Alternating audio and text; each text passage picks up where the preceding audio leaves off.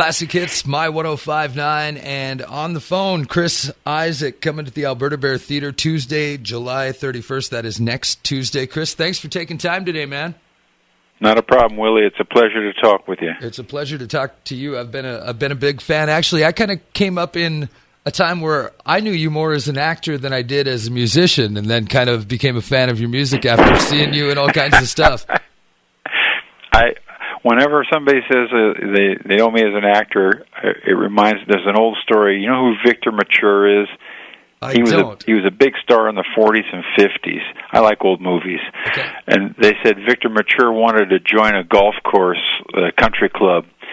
And at the time they said, "No, we don't accept actors." And he said, "Well, I'm no actor, and I got 30 movies to prove it."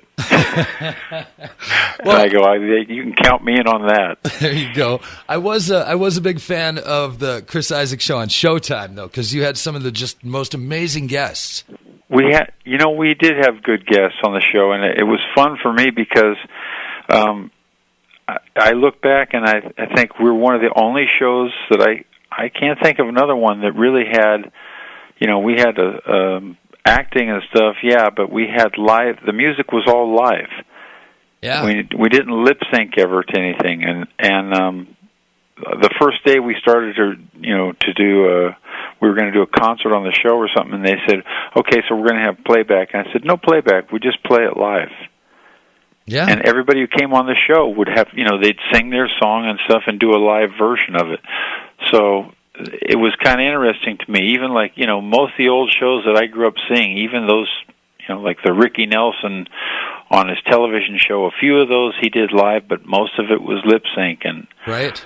I mean, it was just, and the guests were always amazing. And you get to hang out with so many cool people in your career. I mean, you've got a very long career and a very successful career, but you've been in the likes of just about everybody from Johnny Cash to Merle Haggard to Roy Orbison and everybody else. I was talking to my drummer the other day, and we were just, we have a lot of time to talk because my drummer and I, we've been together.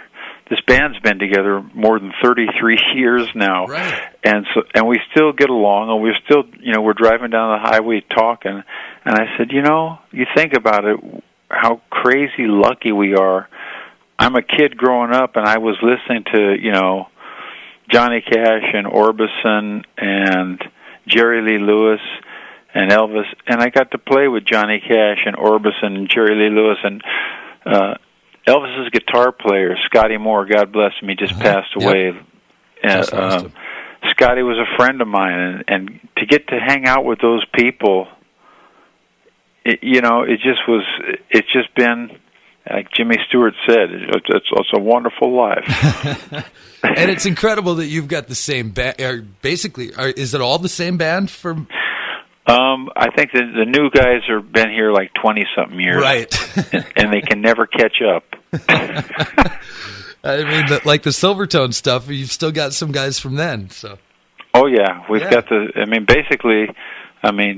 Kenny, my drummer, and my bass player, and myself. I mean, it's like 33 years, and the newest guys, I think, are like 20-something years. So right. It's funny, one time I interviewed Chicago, and I was interviewing them, and they said, "Yeah, well, these guys, will do the talking." And one of the guys goes, "Yeah, I've only been here 25 years." Yep. That's exactly it. What is do you think that's part of the secret? Because Wicked Game and so many others still hold up. I mean, when I hear them on the radio now, it doesn't sound that much different than anything in the. I mean, you live by if you live by the trend, I think you'd kind of die by the trend. And we were never the darlings of radio or the Rolling Stone, or we were a band that was kind of like, our roots were American rock and roll, mm-hmm. and and we kind of kept to a traditional sound, which it wasn't like, I remember when I was coming up, everybody had like, "Oh, you got to get a synthesizer and a drum machine. This is the new sound." Right. And I go, I don't think that sounds as good to me as like a real drummer and a piano or a B3 or something. And I kind of went for more traditional, arrangements, like in that sense. I like modern music. I like writing something that's new, and I wrote music that I felt like was new, but I didn't necessarily want to go to this week's sound. Yeah, and I still, I can listen to the radio, and it's funny because I was talking to somebody the other day, and they said, "Oh yeah, everything now has a holler in it." And there's a bunch of music now that has like a holler and a holler back. It's like, hey, hey. It's like a chorus of guys yelling, and then a chorus yells back. And I go, you start to see a trend in music. And as soon as you see it and identify it, it's too late. Don't try to, right. By the time you see that train, it's no longer there. Well, we're glad you didn't take the Devo route and get a synthesizer player in the group. Oh, I only wish I was that talented. Devo. Talking about the new music that you hear on the radio, are there any new bands that you're kind of into? J.D. McPherson is a guy who plays kind of American roots and some rockabilly, but just his little country influence and pop influence. And Nicole Atkins is a singer who's just a tremendous singer, and I try to write with her a little bit.